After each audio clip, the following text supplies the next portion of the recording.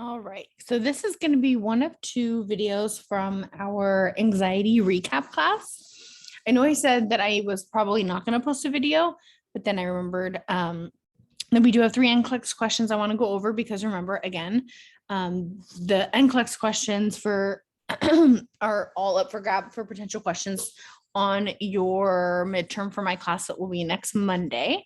And of course, this is a great learning opportunity. So this will be the short one. And then probably Friday, I'll post another one about some of the medications that we didn't go over in class that I actually had listed.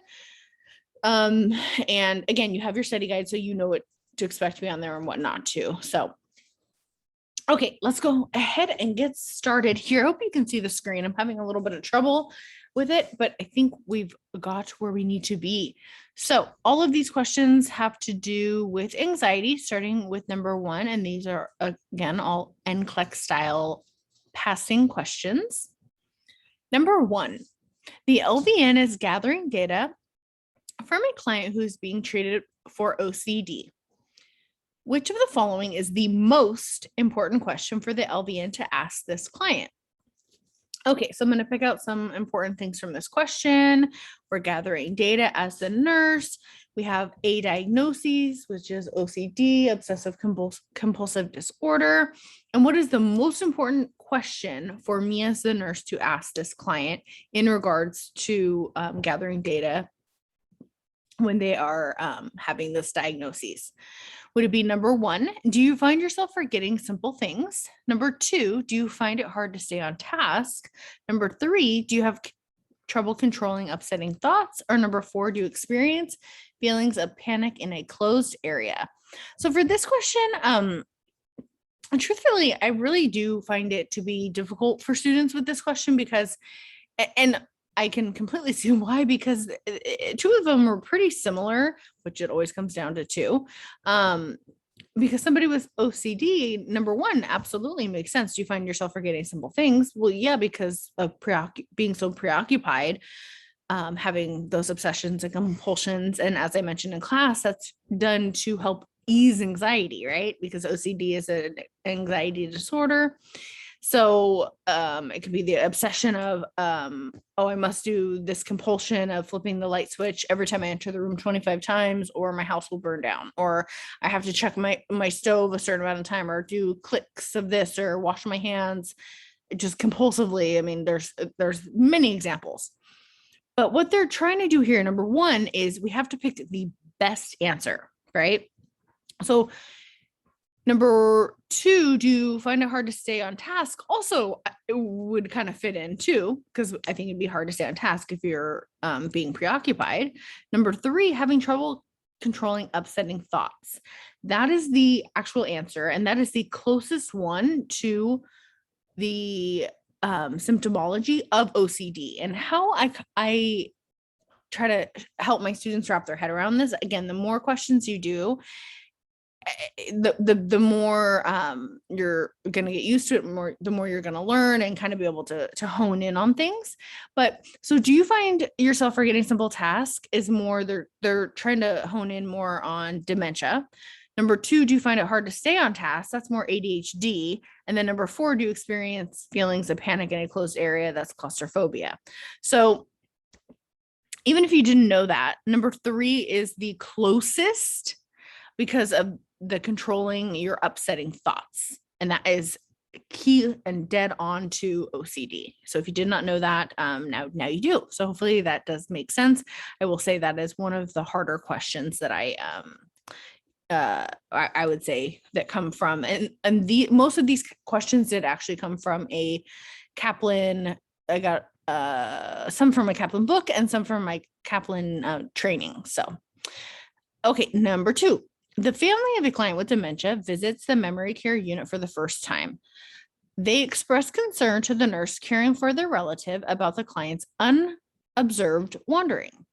Which of the following responses by the nurse would be the most appropriate? Okay, so this is more about the family. They seem concerned about their family member potentially eloping, if you will, meaning getting out of the facility and their safety.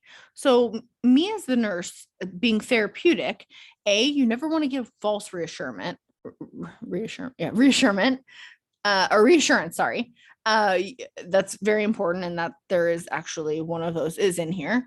So we don't want to do that. And we want to, of course, be truthful, but also be therapeutic. So let's see how we can do that with the answer choices that we have. So number 1, it is all right. We will take good care of your family safely. That's not really addressing or giving kind of like it's not really addressing what the family member is really saying. And it's almost kind of a cop-out answer, if you will. But of course, let's just leave it because we don't know what else we have to choose from. Number 2, we use wristbands that signal if the client exits the door. That's very factual. It's true. And you're giving factual information. And this is true. They do. I mean, at the facility that I did my clinical at for memory care, they did have this. And I know for myself, again, we don't use ourselves, but I would find that reassuring. And that's where I would probably start. But let's see what else we have. I worry about the same thing with my mother for many years. That's very caring, and a lot of newer nursing students tend to like this question or this answer because it's a very nice thing to say. However, again, it doesn't really address the family member, and it's not about you. Not saying that you can never put yourself in the conversation, but it's not addressing what the actual family member is, their concern is, right? So definitely it's not going to be number 3. And then number 4, we have a superb staff to client ratio. So that is not something that can take place here, basically, is what they're saying. We can, and that's a false reassurance. We can never guarantee 100%, right? Now, if we reworded this answer and said something like, we have a superb staff here to client ratio, I don't see that being anything wrong to say, because that would be reassuring. And then added on the thing about the client with the door and the wristbands and whatnot, that would be fine. But the fact that it says at the end here, so that that is not something that can happen. We can never make a promise. We don't do that. It's like somebody, I mean, we so badly, like in that video we watched earlier on about therapeutic communication, we so badly want to say, many of us, so much of the time, it's going to be okay, but we really don't want to do that because we don't know if it's going to be okay. So with all of these answers, the best one is the most factual, which is, I'm giving you the facts. We use wristbands that will signal if the door goes off. That addresses what the client's family member is concerned about, and will hopefully put them at a little bit more ease. So, and it's factual, it's therapeutic, and that would be the credited answer, which is number 2. Okay, so for our last one, the nurse walks into the room of a woman hospitalized with obsessive compulsive disorder. The nurse notes that the woman has been vigorously washing her hands. Which respond and action by the nurse my apologies, is best? Okay, so again, we have a nurse. They are going to have an interaction with a patient with OCD. They are noticing that the patient is doing, some people have one obsession and then compulsion, some have other, multiple, but for this specific person, they're vigorously washing their hands. So this is their way of telling you in the question, this is probably their problem.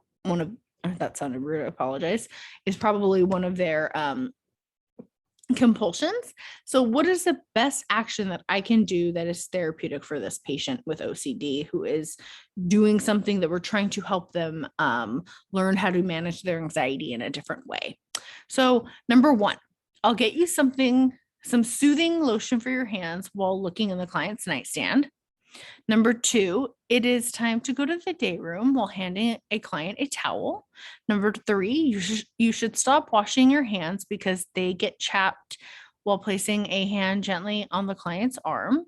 Or number 4, your hands look clean, don't they? While holding up the client's hands for inspection. Okay, so we're going to go from number 4 to number 1. Number 4, condescending, very non-therapeutic. This person, this is their reality. And this is not helpful to this person. And then it becomes very non-therapeutic. You can lose rapport. It's just not something that you want to say to them. Your hands are clean. I mean, imagine something like when we talk about delusions or whatnot, right? Not that this is a delusion, but if somebody is truly believing something is happening and whatnot, we don't want to be confrontational. And this, I mean, quite frankly, is rude and very non-therapeutic, period. We would not say this.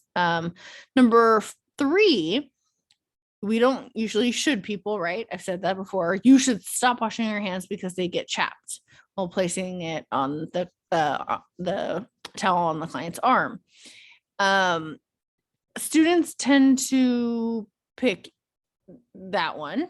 That's one of them. It's not the right answer. and I'll explain why when we get to the right answer. Number 2, it is time to go to the day room while handing the client a towel. That's actually the right answer. And then number 1, I'll get you something I'll get some soothing lotion for your hands while looking through the client's nightstand.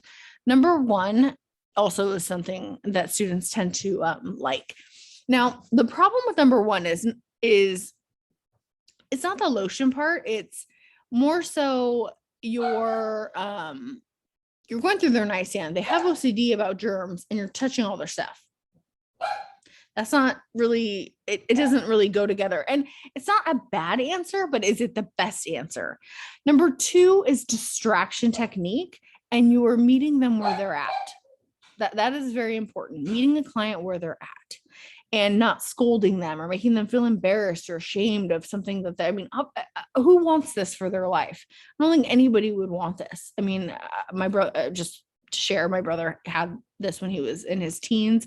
His hands would bleed. I mean, he would touch something and have like a nervous breakdown, basically. And because he would have to wash his hands again, and it hurts so bad. It's awful. It's very, very, very hard to see and watch. But number 2, you're doing distraction technique. You're not judging. It's time to go to the day room. And then you're handing the client a towel. And so you're distracting them and you're getting them away from washing their hands. You're not judging them. And again, we're not reading into it. So we're not making more stuff up in our head or more into the answer. Number 3 and 4, we already talked about, it's just not therapeutic. And so that's why number 2 would be the most credited and most therapeutic answer. So again, if you have any questions about how we got here, obviously because I'm doing this via video, let me know. I'm more than happy to kind of help break it down more, but I'm talking to myself, so I can only think of so much. And again, these are fair game for our midterm. So please make sure that you hopefully you watch this. I did mention it in class. And it is on the study guide to look over any NCLEX questions that we've gone over so far. So thank you very much. And I will go ahead and get this posted ASAP so that you can have that, and have a good night. Thank you so much.